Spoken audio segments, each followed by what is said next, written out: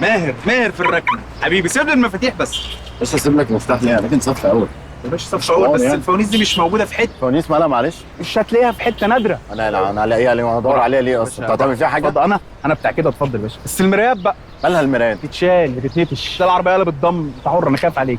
هتطول؟ لا يا باشا، طول ربع ساعه داخل البنك هعمل حاجه وطالع.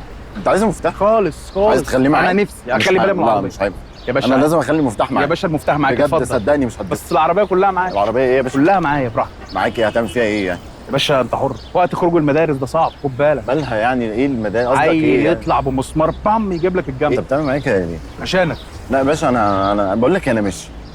يا باشا خلاص تعال. طب تقعد انت في العربيه ونروح البنك؟ لو ما بتسيبش المفتاح انت مالكش غير الابليكيشن. نزل واشترك في ابليكيشن أليكس بانك موبايل بانكينج وخلص معاملاتك البنكية وانت في مكانك. تحويل لحظي، ربط شهادة أو وديعة، وسداد فواتير. أليكس بانك، بنهتم بكل اهتماماتك.